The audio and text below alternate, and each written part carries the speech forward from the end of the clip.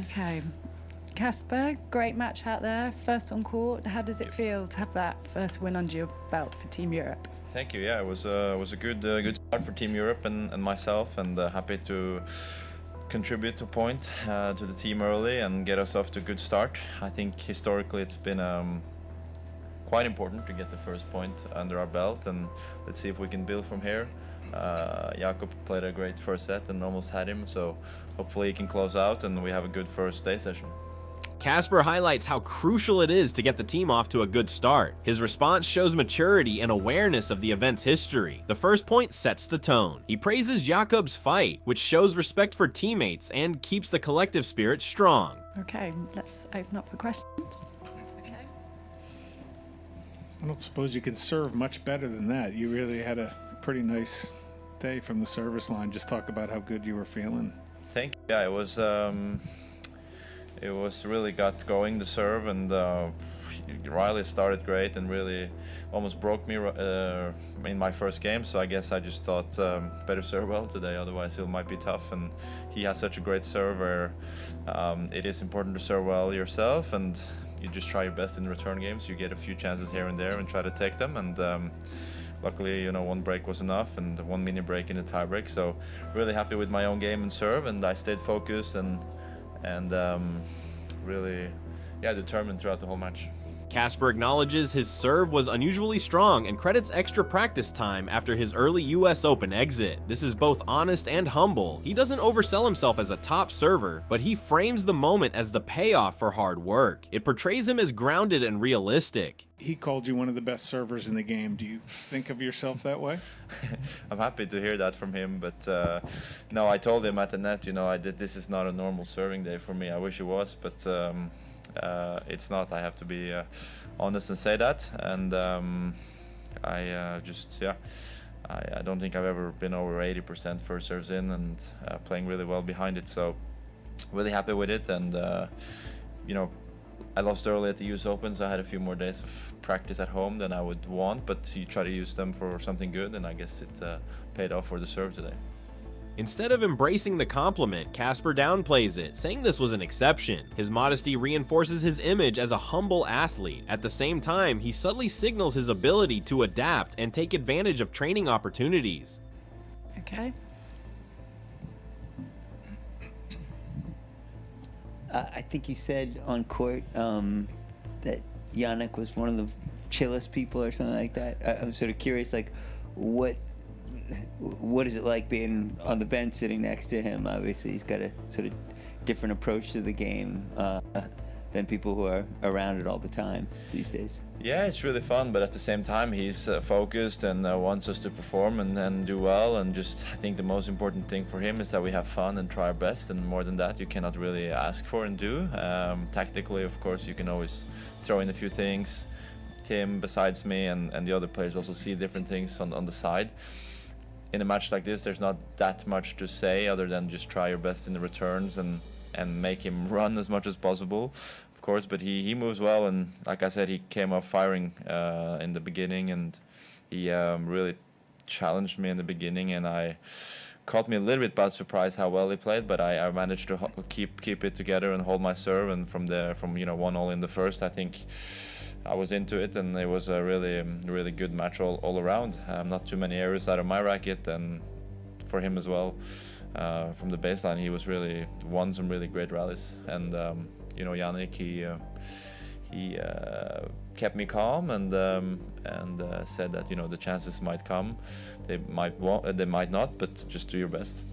Casper highlights Noah's balance between fun and focus. He emphasizes Noah's positive energy and calm influence, which is key in high-pressure matches. This answer shows how the captain's character impacts team morale, reinforcing the Laver Cup's unique team spirit compared to the individual nature of tennis. Okay. Casper, coaching obviously has been allowed more up close and personal on tour. Here it's very up close and personal with voices around you. What do you think, just to project forward as to what tennis looks like, continuing to innovate, continuing to get eyeballs? We've already got a great product, but to enhance that further, I mean, what do you like? I mean, do you embrace Have you embraced the coaching from courtside? Do you like this even more up close and personal? Well, I mean, being a coach is it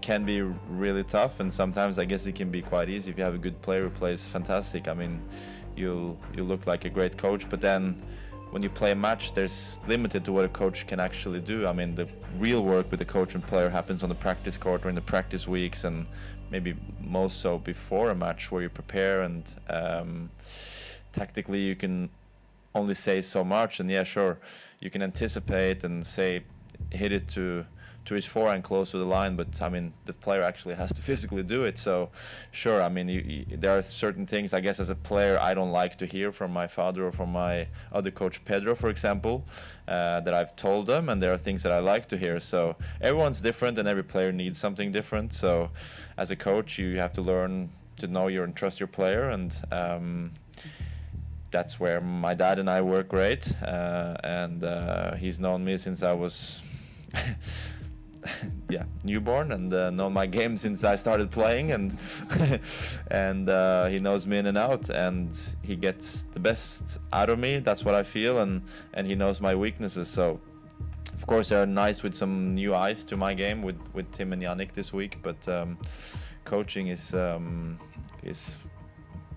think coaches don't get enough credit to what they do on a weekly and Casper reflects thoughtfully on coaching, stressing that the real work happens in training, not just match day advice. He credits his father and personal coach for deeply understanding his game, but also appreciates fresh perspectives from Noah and Tim. His answer gives depth. He sees tennis evolution as a mix of tradition and innovation. Casper, you had the foresight to kind of buy into this tournament early in your career and see really maybe where it was going. Just talk about what the Laver Cup does so well, and what it means to you. Yeah, it's really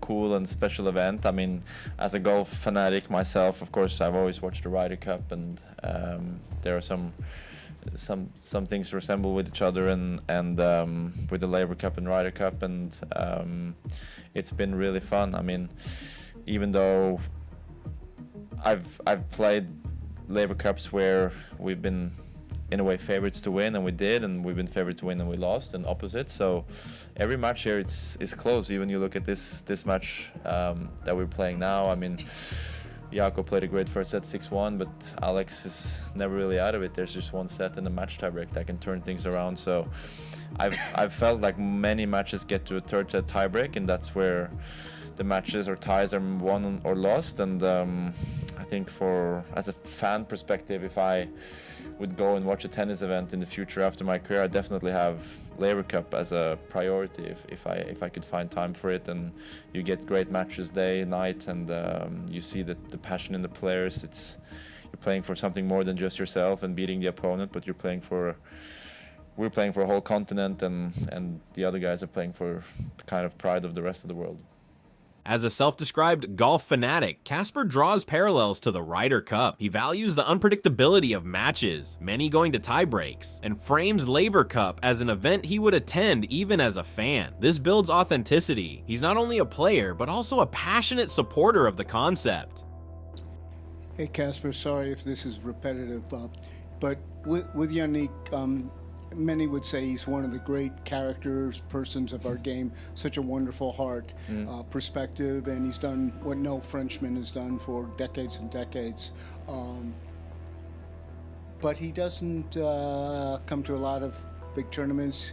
I don't think he does all that much commentary. He's not really day by day with the game, but yet he has this great record with teams.